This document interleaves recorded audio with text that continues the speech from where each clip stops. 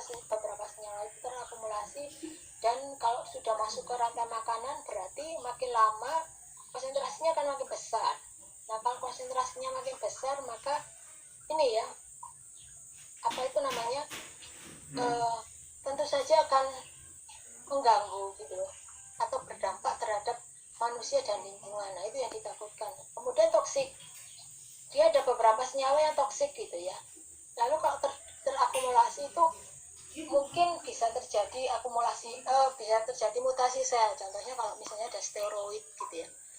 Nah, kalau misalnya mutasinya bukan seperti yang di film-film gitu ya, yang kecil jadi gede gitu, enggak. Mutasinya lebih ke arah mutasi sel di mana misalnya nanti yang kalau masuk ke perairan gitu ya, ikan jantan misalnya jadi betina, atau ikan betina jadi jantan, itu kan sudah mengganggu mungkin bagi kita. Apa dampaknya ya? Mengganggu ekosistem. Kalau ikannya jantan semua, nggak ada betinanya, lama-lama ikannya akan punah gitu ya. Begitu juga sebaliknya, kalau misalnya betina semua, nggak ada jantannya, ya ikannya ekosistemnya makin lama makin mati, karena kan itu mengganggu ekosistem ya. Yang kita lakukan itu saat ini, kenapa sih kita peduli terhadap lingkungan, kan menjaga supaya ekosistem ini tetap berjalan. Mau tidak mau, sadar atau tidak sadar, suka atau tidak suka, itu kan hidup kita itu sepenuhnya tergantung pada lingkungan. Ada orang yang bilang saya tidak peduli dengan lingkungan loh. Ya memang tidak peduli pada lingkungan sih oke gitu ya. Tetapi mau tidak mau hidup kita itu tergantung pada lingkungan kok. Orang kita bernafas aja, siapa yang ngasih kita udara? Ya lingkungan kita gitu. Nah, itu sebabnya kan limbah ini menjadi limbah yang jadi sorotan gitu ya, jadi sorotan karena itu tadi sifat persistennya, bioakumulasinya, dan toksisitasnya. Nah, ini yang menarik adalah salah satu beberapa jenis senyawa ini adalah beberapa jenis limbah ini adalah yang namanya endocrine disruption, TPCP. Jadi efeknya adalah mengganggu endokrin. Endokrin adalah organ yang menghasilkan hormon perkembangbiakan ya. Hormon perkembangbiakan, estrogen, kemudian progesteron, dan lain sebagainya.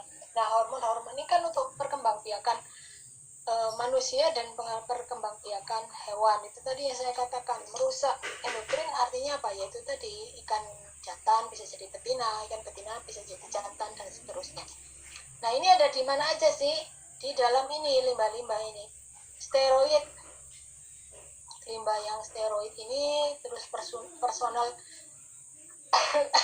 care product ya.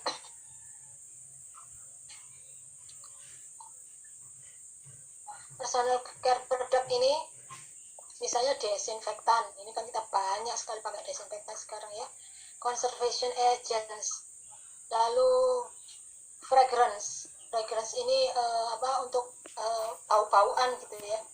Lalu sunscreen ini kita kalau keluar pakai sunscreen. Nah, ini semua yang ini personal care product ini itu membuat kerusakan endokrin. Lalu ada yang steroid ya, mulai dari estrogen, progesteron, estrogen antagonistik, androgen, dan glukokortikoid, kemudian fitoestrogen.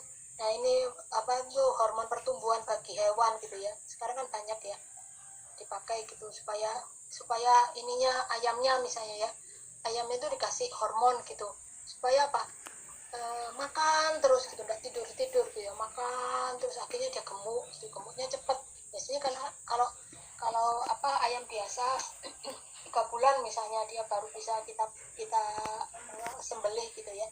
Ini enggak, 1 bulan atau bahkan 1,5 bulan itu udah gendut-gendut gitu, sehingga bisa kita konsumsi. Nah, itu karena apa? Biasanya dikasih steroid gitu ya, dikasih hormon pertumbuhan.